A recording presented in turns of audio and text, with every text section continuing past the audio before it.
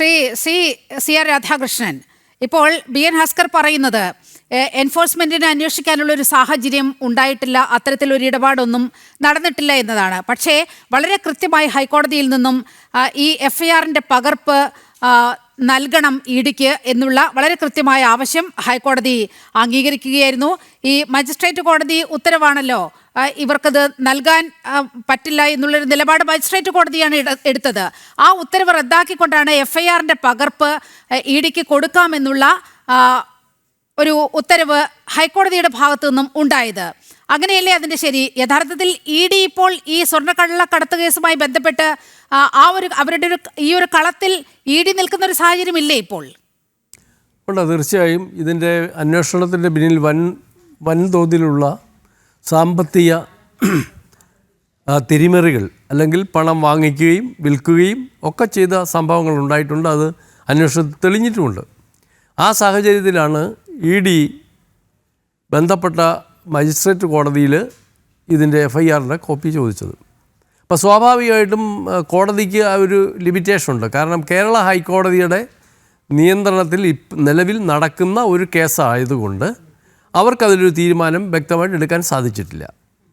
ആ സാഹചര്യത്തിലാണ് ബഹുമാനപ്പെട്ട കേരള ഹൈക്കോടതിയിൽ ഇ ഡി സമീപിക്കുകയും അവർക്കത് ഇവിടുന്ന് നേടിക്കൊള്ളാം എന്ന് ഈ കഴിഞ്ഞ ദിവസം ഈ 6 ആഴ്ച സമയം കൂടെ അന്വേഷണത്തിന് അനുവദിച്ച ആ കോടതി ഉത്തരവിൽ അതിവിടെ പറഞ്ഞിട്ടുള്ളത്. അപ്പോൾ അതുകൊണ്ട് തീർച്ചയായിട്ടും അത് കിട്ടുമെന്നാണ് ഞാൻ പ്രതീക്ഷിക്കുന്നത്. അതായത് ഇ ഡി ഇപ്പോൾ കളത്തിലുണ്ട്. ശ്രീ ബി എൻ ഭാസ്കർ, അങ്ങ് പറഞ്ഞതുപോലെ ഇ ഡിക്ക് അന്വേഷിക്കാനുള്ള കാര്യങ്ങളുണ്ട് എന്ന് അവർ വളരെ കൃത്യമായി ഹൈക്കോടതിയിൽ നിലപാടെടുത്തിട്ടുണ്ട്. അതായത് ക്ഷേത്രത്തിലെ വിലപ്പെട്ട സ്വത്ത് വകമാറ്റുകയും അതിൻ്റെ മൂല്യം വ്യക്തിഗത നേട്ടത്തിനായി കള്ളപ്പണം വെളുപ്പിക്കൽ തടയൽ നിയമത്തിലെ സെക്ഷൻ പ്രകാരം കുറ്റകൃത്യത്തിൻ്റെ വരുമാനം സൃഷ്ടിക്കുകയും ചെയ്തതായി ഇ ഡി വാദിച്ചിട്ടുണ്ട്. അതായത് കള്ളപ്പണ ഇടപാട് നടന്നിട്ടുണ്ട് എന്ന് ഇ ഡി വളരെ കൃത്യമായി ഹൈക്കോടതിയിൽ നിലപാടെടുത്തിട്ടുണ്ട്. അതിൻ്റെ കൂടി അംഗീകാരമാണ് ഇക്കാര്യത്തിൽ ഉണ്ടായത്. അല്ല നീലിമ, ഇതിൽ നിലവിൽ SIT നടത്തിയിട്ടുള്ള അന്വേഷണമോ SIT ബഹുമാനപ്പെട്ട കൊല്ലം വിജിലൻസ് കോടതി മുമ്പാകെ നൽകിയിട്ടുള്ള റിപ്പോർട്ടുകൾ പരിശോധിച്ചതിൽ നിന്ന് മനസ്സിലാക്കുന്നതുമായി ബന്ധപ്പെട്ട കാര്യങ്ങളാണ്. നിലവിൽ അതിലൊരു മണി ലോണ്ടറിങ്ങിന്റെ ഒരു സാഹചര്യം സൃഷ്ടിക്കപ്പെട്ടുള്ളതായി യാതൊരുവിധ തെളിവുകളും നിലവിൽ അന്വേഷണ സംഘത്തിനു മുമ്പിലോ പൊതുമണ്ഡലത്തിലോ ഇല്ല. ചില ഭാവനാവിലാസത്തിൽ പറയുന്ന തരത്തിലുള്ള ചില ഇടപാടുകൾ ഇക്കാര്യത്തിൽ 98-ൽ മാത്രമാണ് ഈ ദ്വാരപാലക ശില്പങ്ങളോ ഒക്കെ തന്നെ സ്വർണം പൂശുന്ന സാഹചര്യം ഉണ്ടായിട്ടുള്ളത്.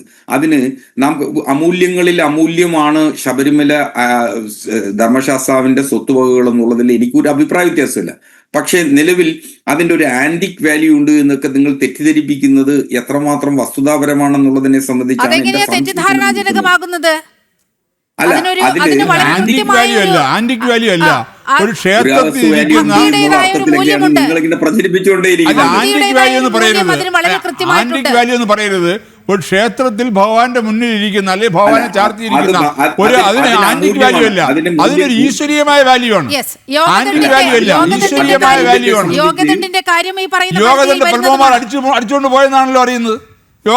അങ്ങനെ ഒരു നിലവിൽ നിങ്ങൾ അവിടെ ഇരിക്കുന്ന യോഗദണ്ഡ് എവിടെ പോയി? യോഗദണ്ഡ് സ്വർണം കെട്ടിക്കാൻ കൊണ്ടുപോയ പത്മകുമാർ ഇപ്പൊ അത് തെളിയും. അത് പുറത്തു വരും. അത് വരാതിരിക്കില്ല. അദ്ദേഹം ഒന്ന് പറഞ്ഞു തീർക്കട്ടെ ആ വിഷയം. ഓക്കെ, താങ്കളുടെ വാദം പറയൂ. എന്റേതാണോ? എന്നോടാണോ?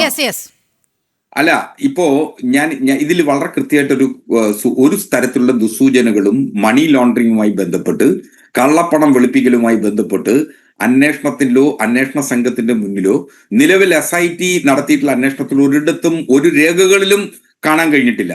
2, ഇതു സംബന്ധിച്ച് യാതൊരു വിധമായിട്ടുള്ള പൊതുമണ്ഡലത്തിലും ഒരു തെളിവുകൾ നൽകാനായിട്ടില്ല. ഇത് പറയുന്നത് കേരളത്തിന്റെ ആദരണീയനായ പ്രതിപക്ഷ നേതാവും മുൻ പ്രതിപക്ഷ നേതാവും ആവർത്തിച്ചു പറഞ്ഞുകൊണ്ടേയിരിക്കുന്നതിന് വസ്തുതാപരമായി യാതൊരു തെളിവും പൊതുമണ്ഡലത്തിൽ നൽകാനായിട്ടില്ല. ഈ 2 വിഷയങ്ങളാണ് ഇതിന്റെ മുന്നിലുള്ളത്. ഇഡിക്ക് അന്വേഷിക്കുന്നതിന് ഏത് കേസും അന്വേഷിക്കാൻ കഴിയും. അതുകൊണ്ടാണ് അന്വേഷണം നടത്തിയിട്ടുള്ള ഇങ്ങനെ നിരവധി കേസുകളിൽ 0.37% ആണ് ഇന്ത്യയിൽ ഇഡി നടത്തിയിട്ടുള്ള അന്വേഷണങ്ങളുടെ കൺവിക്ഷൻ റേറ്റ് എന്ന് പറയുന്നത്. അത് കേരളത്തിലെ പോലീസ് നടത്തിയിട്ടുള്ള അന്വേഷണങ്ങളും താരതമ്യം ചെയ്യുമ്പോൾ എത്ര തുലവും കുറവാണ് എന്നുള്ളത്. അത് ഇടതുപക്ഷം ഇന്ത്യ മുന്നണിയൊക്കെ വളരെ കൃത്യമായി പറയുന്ന ഒരു ക്യാപ്സ്യൂളാണ്. ഞാൻ അങ്ങയിലേക്ക് വരാം. ശ്രീ വിജി തമ്പി, ഇത് വ്യക്തിപരമായി നേട്ടത്തിന് ഉപയോഗിച്ചു, കള്ളപ്പണത്തിന്റെ സാധ്യതയുണ്ട് എന്ന് ഇ ഡി പറയുന്നത് കൃത്യമായ വസ്തുതകളുടെ അടിസ്ഥാനത്തിലാണ്. കാരണം ഉണ്ണികൃഷ്ണൻ പോറ്റി എന്ന് പറയുന്ന ഒരാൾ ഇത്രയേറെ സ്വത്ത് സമ്പാദിച്ചു, ഭൂമിയിലടക്കം വലിയ നിക്ഷേപങ്ങൾ നടത്തുന്ന ഒരു സാഹചര്യമുണ്ടായി.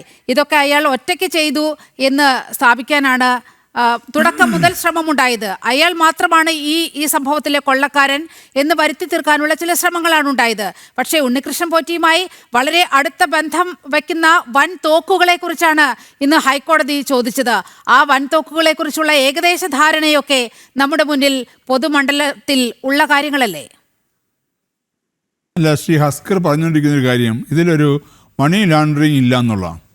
ഞാൻ ചോദിക്കട്ടെ, ഈ സ്വർണം, കോടിക്കണക്കിന് രൂപ വിലയുള്ള സ്വർണം, അത് ഈശ്വരീയമായ ഒരു സങ്കല്പം നിൽക്കട്ടെ, അത് മാറ്റി നിർത്തിക്കൊണ്ട് ഞാൻ പറയുകയാണ്, ഈ സ്വർണത്തിൻ്റെ പണം ഇപ്പോൾ എവിടെയാണ്? ഈ അന്വേഷണം ഇത്രയും കാലം നീണ്ടു, ഈ പണം എവിടെയുണ്ട്? ഉണ്ണികൃഷ്ണൻ പോറ്റി മാത്രമാണ്. ഞാൻ ചോദിച്ചു, ഉണ്ണികൃഷ്ണൻ പോറ്റി എന്താ വന്ന് എല്ലാവർക്കും അവിടെ ശബരിമല വന്ന് എല്ലാവരും മയക്കി കിടത്തിയിട്ട് ആരും അറിയാതെ ഇളക്കിക്കൊണ്ട് പോയതാണോ? ഉണ്ണികൃഷ്ണൻ പോറ്റി മാത്രം വിചാരിച്ചു കഴിഞ്ഞാൽ ശബരിമലയെന്ന് ദ്വാരപാലക ശില്പത്തിലെ സ്വർണ്ണപ്പാളികളും അല്ലെങ്കിൽ ആ കട്ടിളയുടെ സ്വർണ്ണപ്പാളികളും വാതിലിൻ്റെ സ്വർണ്ണപ്പാളികളും ഇളക്കിക്കൊണ്ട് പോകാൻ പറ്റുമോ? അപ്പം ഇത് വലിയൊരു ഗൂഢാലോചന തന്നെയാണ്. അത് ആ ഗൂഢാലോചന CPM-ൻ്റെ ഏറ്റവും തലപ്പത്ത് തന്നെ ഉണ്ടെന്നാണ് എൻ്റെ വിശ്വാസം. ആ തലപ്പത്ത് തൊട്ട് ഇങ്ങ് താഴോട്ട് വലിയൊരു ഗൂഢാലോചനയുടെ ഭാഗമാണിത്. അതുകൊണ്ടാണ് ED വരുമ്പോൾ ചിലർക്ക് വിറയിൽ വരുന്നത്. ED വന്നിവിടെ ഒന്നും എല്ലാവരും സാധിക്കുമെന്നൊന്നും ഞാൻ പറയുന്നില്ല. പക്ഷേ ഒരു അന്വേഷണം നടക്കട്ടെ, ED വരട്ടെ, അടുത്ത CBI വരട്ടെ, അന്വേഷിക്കട്ടെ. ഇതിൽ ഈ പണം അവിടെ പോയി, പണമിടപാട് നടന്നു എന്നുള്ള സത്യമാണല്ലോ. ഈ സ്വർണ്ണം ആർക്കെങ്കിലും വിറ്റു എന്നുള്ള സത്യമാണല്ലോ. സ്വർണം വിറ്റു അല്ലേ? സ്വർണം അവിടെ പോയി. സ്വർണം കുഴിച്ചിട്ടിട്ടില്ലല്ലോ.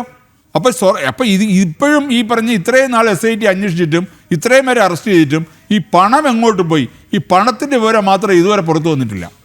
പലരെ അറസ്റ്റ് ചെയ്തു. പഴയ 2 ദേവസ്വം ബോർഡ് പ്രസിഡന്റുമാരകത്ത് കിടക്കുന്നു, പല ദേവസ്വം ബോർഡിലെ സ്റ്റാഫുകളകത്ത് കിടക്കുന്നു, ഉണ്ണികൃഷ്ണൻ പോറ്റി അകത്ത് കിടക്കുന്നു. പക്ഷേ ഇതിൻ്റെ ഇടപാടുകളെക്കുറിച്ച് മാത്രം ഇതുവരെ SIT പുറത്ത് പറഞ്ഞിട്ടില്ല. ഈ പണം ആരുടെ കയ്യിൽ വന്നു, ഈ പണം ആര് മുടക്കി, ആരിത് വാങ്ങി, സ്വർണം എങ്ങോട്ട് പോയി എന്നുള്ള കാര്യത്തിൽ ഇതുവരെ ഒരു വ്യക്തതയില്ല. അപ്പൊ അതാണ് പറഞ്ഞത് ED അന്വേഷിക്കട്ടെ എന്ന് പറഞ്ഞത്. അന്വേഷിക്കട്ടെ.